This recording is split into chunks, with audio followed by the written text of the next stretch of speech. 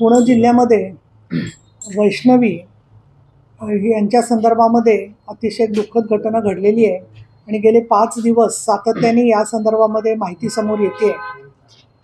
हुंड्यावरून त्याचबरोबर अनेक वेगवेगळी कारणं शोधून प्रेमविवाह घडलेल्या कुटुंबामध्ये सुद्धा हगवणे दाम्पत्याला त्यांच्या विशेषतः मुलाच्या आईवडिलांनी नंदांनी जो छळ केलेला आहे तसा अमानुष छळ त्यांचा झालेला आहे। आणि या संदर्भामध्ये आम्ही चौकशी पोलिसांकडून लोकल लेवलला आधीच केलेली होती, अटक झालेली आहे। परंतु मुलगा आणखीन त्याचे वडील जे आहेत ते अजूनही त्यांच्यावरती बाकी कलमके लावण्याची सुद्धा शक्यता निर्माण झालेली आहे। आज छोटं बाळ जे आहे ते माहेरच्या लोकांच्या ताब्यात मिळालेलं आहे, परंतु जितक्या प्रकारनी तिला कौटुंबिक छळाला सामोरं जावं लागलं हे जर का पाहिलं तर इतके दिवस कौटुंबिक छळ होत असून सुद्धा तिचा आवाज समाजापर्यंत पोचू शकला नाही, ही सगळ्यात मोठी दुःखद घटना वाटते। आज महिला धोरणाचं श्रेय सर्वजण घेत असतात, परंतु आमच्या संस्थेसारख्या किंवा आम्ही शिवसेनेचे आमदार म्हणून जे काम करतो त्याच्यात आम्हाला सुद्धा संपर्क त्यांच्या बाजूने झाला असता तर एखाद्यास वैष्णवी वाचली असती। परंतु कौटुंबिक प्रतिष्ठा, समाजाचा दबाव यांची दमदाटी याला बळी पडल्यामुळे वैष्णवीचा अत्यंत दुःखद आणि अन्यायकारक पद्धतीने ती मृत्यूला सामोरी गेलेली आहे।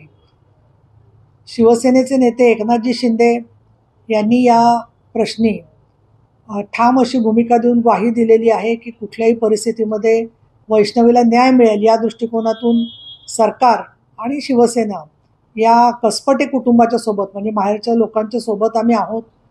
चांगले सरकारी वकील मिळावेत, त्याचबरोबर परिस्थितीजन्य पुरावा भरपूर आहे या केसमध्ये, तो पुरावासुद्धा समोर येण्याच्या दृष्टिकोनातून पोलिसांनी प्रयत्न करावेत या दृष्टीने आम्ही पावलं टाकलेली आहेत। श्री चौबे हे पिंपरी चिंचवडचे पोलीस आयुक्त यांच्याशी माझी तपशीलवार चर्चा झालेली आहे आणि त्या तपशीलवार चर्चेच्यामध्ये त्यांनी आता जी भारतीय न्याय संहिता म्हणजे BNS 2023 नुसार 80/2 त्याच्यानंतर 108 म्हणजे आत्महत्येला प्रवृत्त करणं, 115/2, 352, 351/2, 3/5 अशी कलमं त्यांनी लावलेली आहेत या संदर्भामध्ये जे आहे ते। परंतु ज्या प्रकारनी यातले काही आरोपी फरार आहेत ते जर का पाहिलं तर एखादा उच्चपदस्थ एखादा व्यक्ती किंवा नातेवाईक यांना संरक्षण देणारा आहे किंवा काय अशी मनामध्ये शंका येते, कारण पोलिसांची 2-2 पथकं जाऊन सुद्धा आरोपी पकडले जात नाही आहेत। ही खूप एक ज्याला आपण म्हणू चिंताजनक स्थिती आहे। त्याचबरोबर पुणे शहरामध्ये गेल्या काही वर्षांमध्ये वेगाने नागरीकरण झालेलं आहे आणि त्या नागरीकरणामुळे मोठ्या प्रमाणामध्ये काही अधिकाऱ्यांची सगळी ऑफिसेस तिकडे आहेत।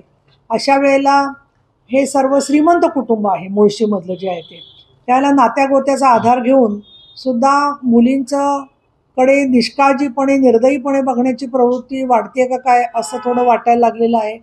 कारण ज्या प्रकारनी समाजामध्ये ही केस दाबत असताना जी गुर्मी आणि अरेरावी या कुटुंबांनी दाखवलेली आहे, कसपटे कुटुंबाला दाखवत असताना